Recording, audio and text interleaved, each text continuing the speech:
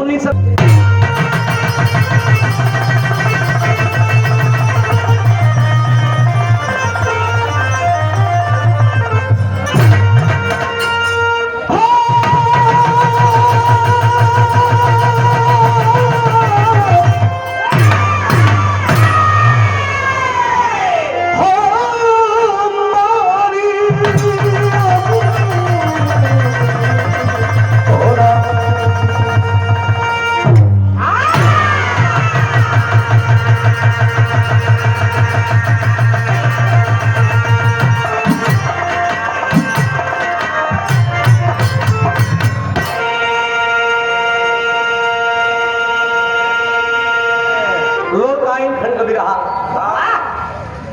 आज बियाह शादी कैसे होता है,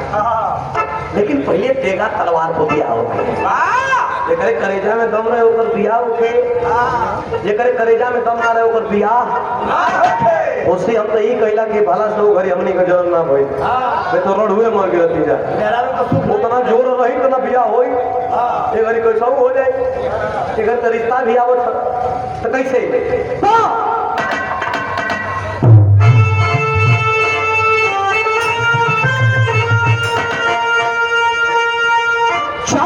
का भाव बा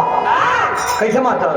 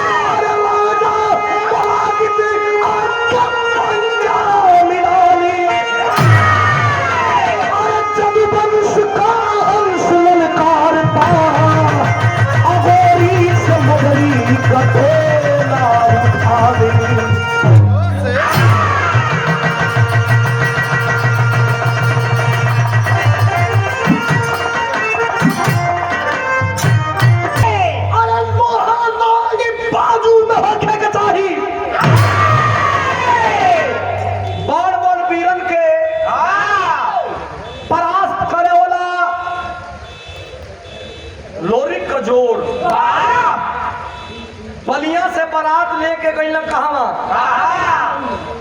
जीरोउल में सोनभद्र में बारात कितना चलन रहा शंकर भैया 1.25 लाख बाराती 1.25 लाख भैया भैया भैया भैया आनंद अमोलागी तो राजा इतना क्रूर राजा रहल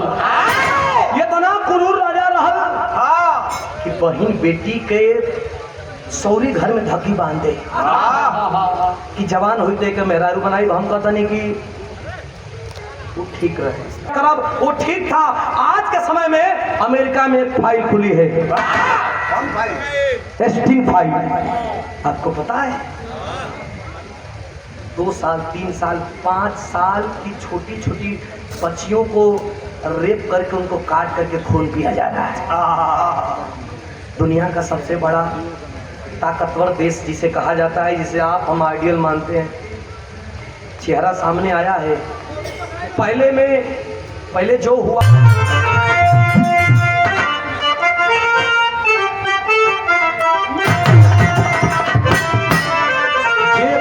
ये खो दे कि तू बुढ़ा गइल ओकर हम करेजा नोच ले रोजाना पूजा ले मर दे। अरे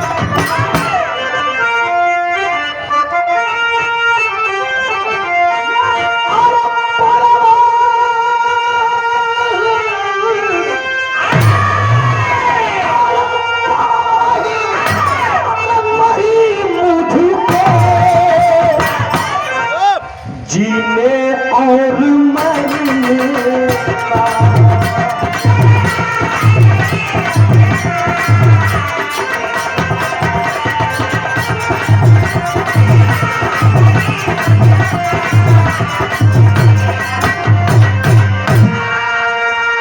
इतना बैठ गई हमारा खातिर आशीर्वाद बा, पूरा टीम के प्रणाम बा, आशीर्वाद की कमला ताज जिंदगी। कैसे मास्टर?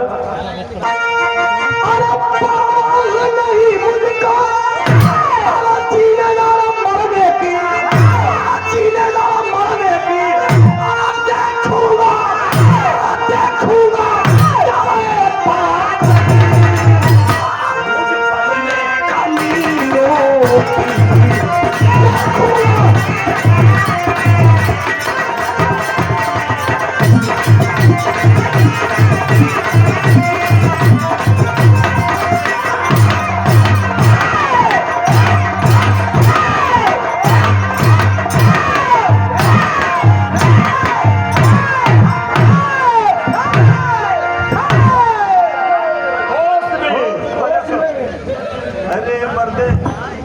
तुझे कपड़ा फाड़ दे बस भाई अपना के का वो थंबो हमारे गुड्डू खलीफा भैया लोरी कहला कि मैं जब लड़ने आया हूं मुलागित राजा से तो लड़ूंगा, लड़ने के लिए आया हूं तो लड़ूंगा। इतना पंच परमेश्वर बैठ के विराज सुनो तो सुनोइया हूं। देखो भैया धीरे धीरे चल गई, देखी लाली जर का दिक्कत है, आनंद ले लागो है अजी, लेकिन सुनोइया पाना मुलागित राजा कहलास का गर्दन काट कराएगा। लोरी का गर्दन का जितना वजन हुई उतना वजन को सोना होके गिफ्ट देवल जाए। बड़े बड़े पीरन के भेजल गए, आज जब बड़े बड़े पीरन के भेजल गए खून खराबा चलत बा। आज जब खून खराबा होखे लागल मास्टर तो बिरहा में टेरी के भाव बाकी छे।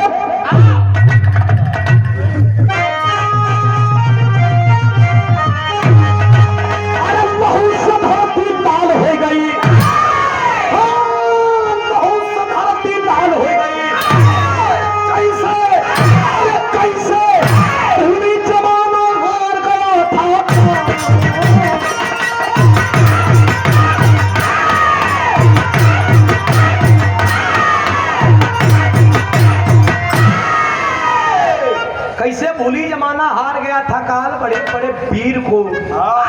लोरिक नाक चना चबवा दल। माल में बैठ के सोचत बा मुलागित राजा की कुली के मर नहीं जाई तो हमरो के मरी दही, अब का करी। एक मंत्री आके बोला कि अरे महाराज चिंता मत करिए। कल काहे ना चिंता करी, कल ऐसे चिंता मत कर कि राउर एगो भगिना हो जो ना भगिना का नाम निरम्मल है, अभी हाल ही में ओकर बियाह भइल जो ना का नाम कलसिया बा, ओकर मेहरारू को ओकरे के पत्र लिख दो ओके ब्रह्मा जी प्रदान दिल हो क्योंकि केहू मारी ना पाई। अरे झट दे पत्र लिखाई, प्रिय भाजा निरम्मल, तुमको मालूम कि जिरहुल की इज्जत जाने वाली है। एक हीरे आकर के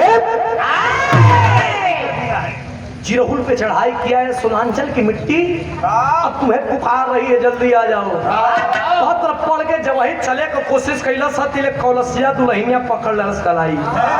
अरे रजऊ हो रजऊ, अरे कहाँ जात हिया हो रजऊ, कहना जात है अपने मम्मा को दुश्मन के मारे। कहना दुश्मन कोनो हल्का ना हो, ओकर नाम लोरिक हो, बहुत पीर है। रे निरम्मल कस के रे पगली पीर है तो तोके जानकारी है कि तोर बियाहवा जैसे भयल है, वो बियाहवा जैसे भइल ब्रह्मा जी का वरदानी हो के कोई मरिए ना पाई, मतलब हमके कोई मार ना पाई। तब कौलसिया कलश की भले तो के केहू न मारे ये सही है, लेकिन लोरिक का परिचय कहा नहीं सुना। बिरहा में तरज बा कैसे ही गाजीपुर को तरज हो।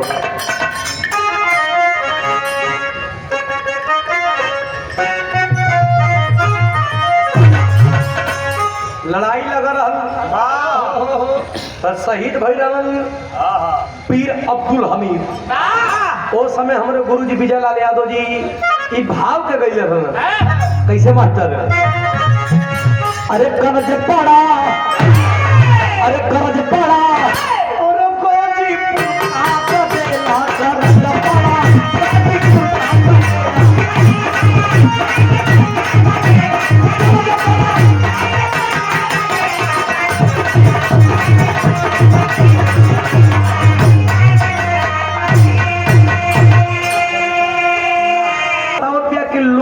बा का कहे मास्टर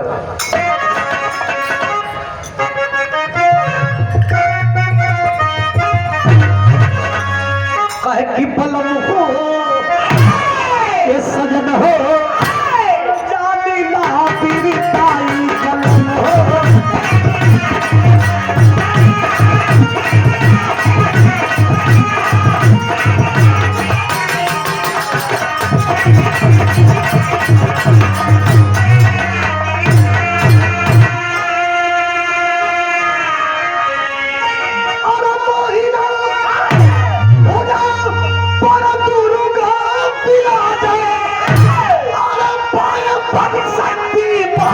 सजन हो सजन हो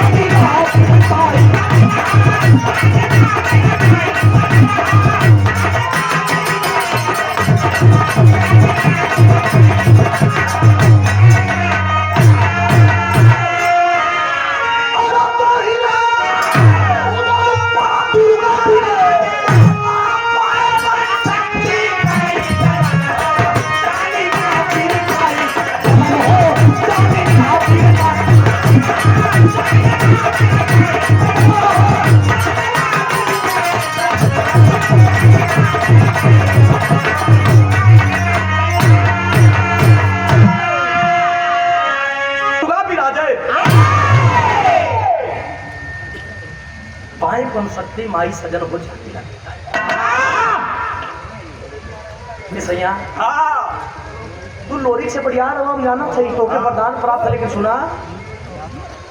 लोरी कदाहिनी दुर्गा चलेगी ब्रह्मा बन सकती चलेगी आज तक कोनो रन और कोनो क्षेत्र में लड़ाई हारल ना हो हमें शंका है तो के भगवान का वरदान प्राप्त है लेकिन हमारे सिंधु संकट पे हो जाए सैया मेरा रू का बात माने के चाहिए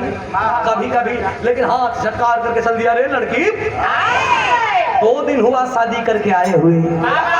अपने पति पे रोक झाड़ने लगे तुमको पता है कि जिस क्षेत्र में जाता हूँ क्षेत्र के बड़े बड़े पीर और बड़े बड़े सुरमा नजरस्तक होकर के और नजरें झुका करके बात करते हैं खबरदार पिटाई के विषय में बोलना मत छटक करके हाँ चल दिया जब चला है जवान का रोकदार कठिली शरीर पीर पलवान जब चला बहो तो पपट का भाव लगल मास्टर कैसे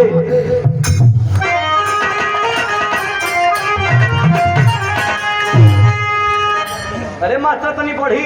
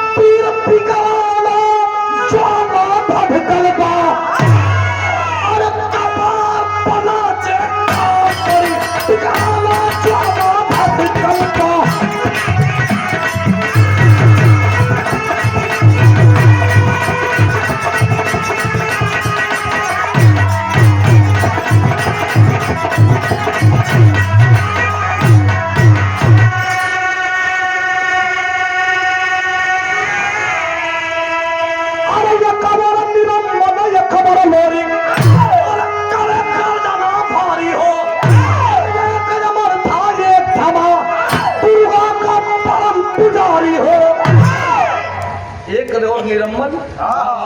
लोरी के ललकारे लगा और दूसरे तरफ जंगिया लंगोटा चढ़ा के लोरी कलर है सारे लोरी सावधान कलम आई सावधान मतलब कली केरे बेटा तुझसे पीर से नहीं बहुत पीर मतलब कल ब्रह्मा जी का वरदान जी के प्राप्त हो निरम्मन आवत ब्रह्मा जी का वरदान ही आओ बनाई ना बेटा अरे छोड़ के जा सरे आकाश में लगली डोले लगली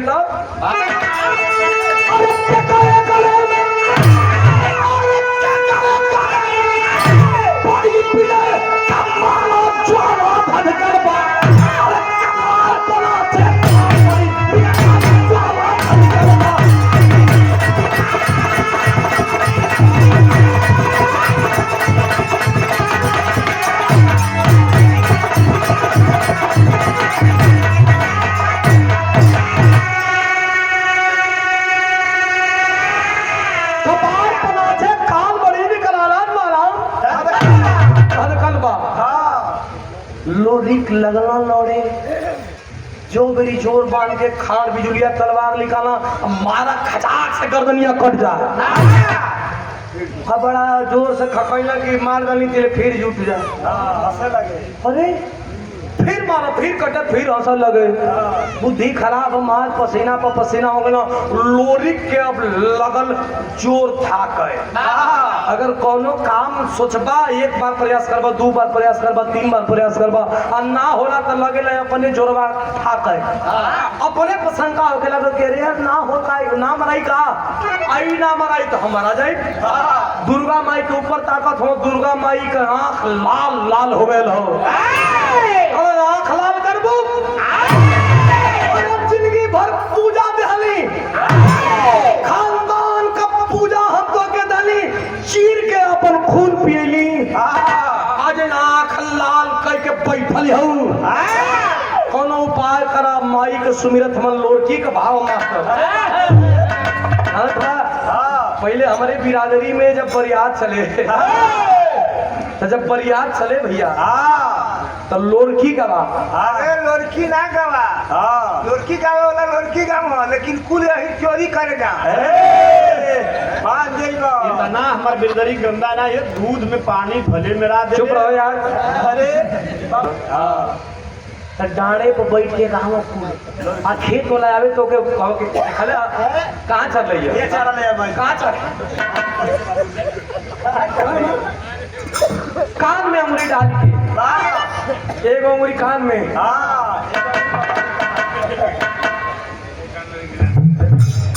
कैसे गावा मास्टर लेके कहा कि अरे राम राम राम अरे मोरे राम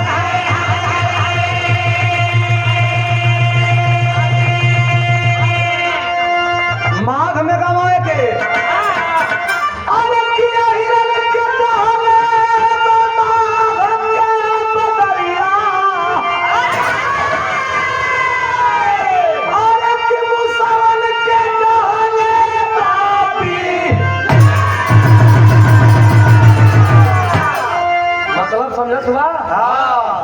हिरन के डहले बा माघ के बदरिया मुसवन के डहले बा माघ में जब बदरी चुए लगी तो यही के एगो दूगो पांच गो गाय भैंस ना सैकड़ों गैया भैंसिया 200 तब जब बदरी चुए लगे तब बड़ा विपत होके किराए का बारा जल्ला तक खूब माने दिक्कत होके कि कैसे लेना डलाई कैसे गैया भैंसिया रही है अब मुसवन के बिलार डहा जी भैया यही पनिया पर से बिलिया भर जाती बिलरिया ताकत धला तो बड़ा दिक्कत होके लेकिन लोरिक दुर्गा माई से का तक मत अरे लोरिक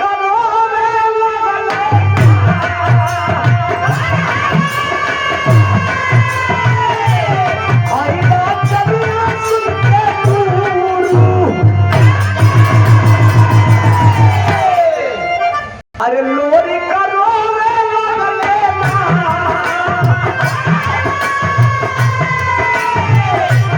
आई बात चलिया सुन के तू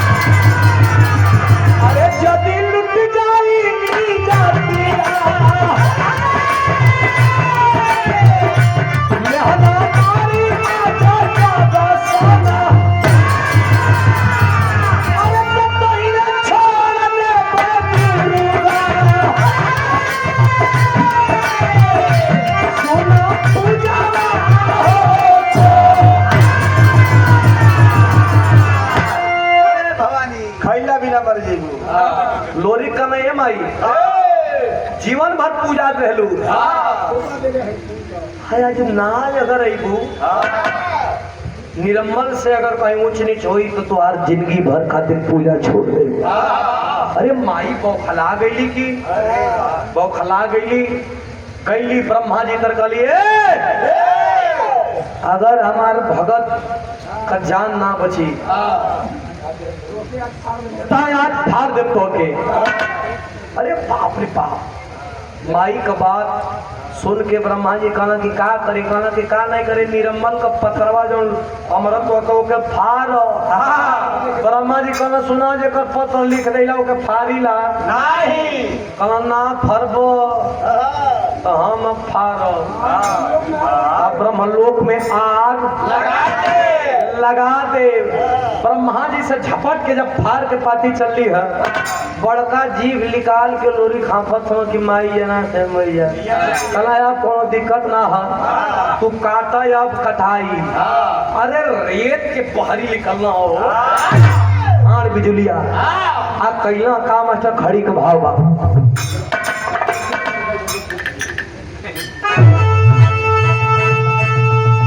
बढ़िया नजार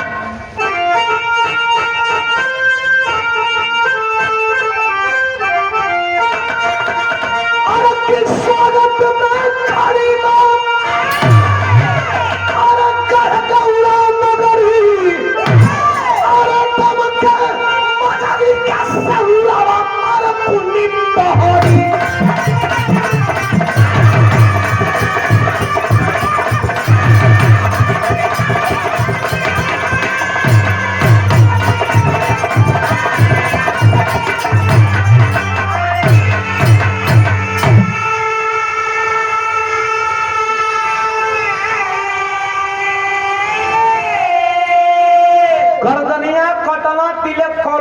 मेहरलुआ जौन हथवा धक रोकत रहे वो हो या गेल कलश मरद हमार मरी गई। लेकिन ये लोरी महाराज है यहाँ चल फैला तनी हमें कुछ देगा का कहे चल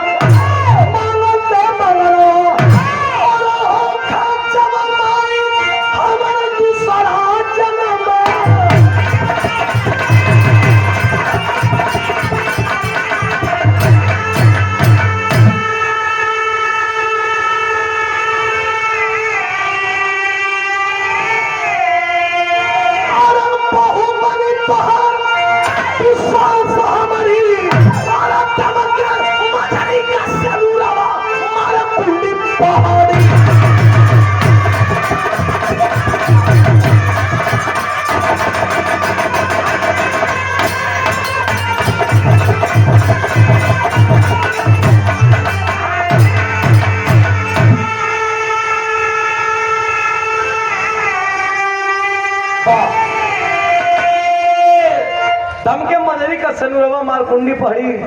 ई भाव पे हमरे झिलमिल दी अपन कर्तव्य दिखैनी है ए भैया आखिरकार गर्दन काट के जब वही चलन मंजरी का डोला लेके चलना है कलसिया कलश के हमार मरद मर गई हम इनके चिता पर सती हो जाई हम तो विधवा हो जाए तुहार पति मिल गई ना हमें दा कुछ वरदान दा कि अगला जन्म में तुहार बहू बनी वरदान दे दली कि अगला जन्म में ठीक हमार तू बहू बनी है। आ जब अगला जन्म में उहे निरम्मल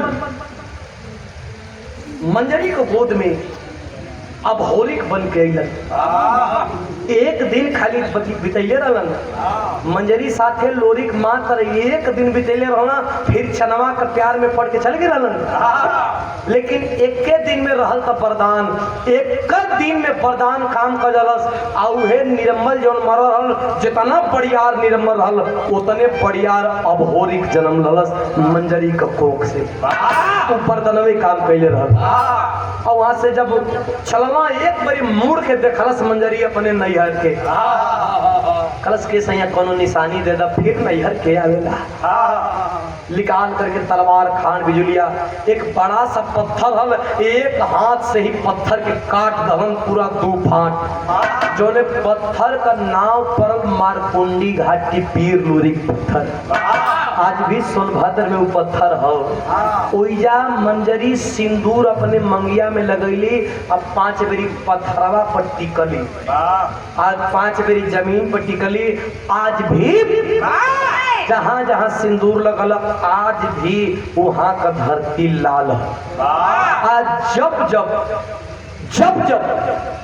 लगन का समय आवेला तब तक पत्थर सिंदूरी कलर का हो जाला। आज भी प्रमाण है पत्थर का वो सिंदूरी ना होला, लेकिन वो है मात्र पत्थर, बाकी कुल पत्थर ठीक रहेला, वो पत्थरवा अपने आप सिंदूरी कलर हो जाला। आखिर अइलन, जब अइलन तब मंजरी का कोख से वीर भोरी के जन्म लहला तो वो निरम्मल जैसा है वीर रहल, लोरी जैसा बढ़िया रहल। तो कहना है मास्टर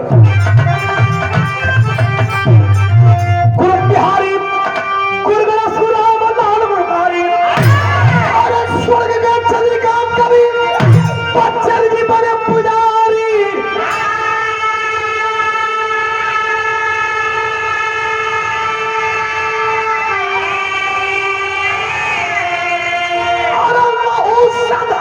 लाल हो गई तो सुधीर विजय लाल बिहार में ठोकर लाल हो गई।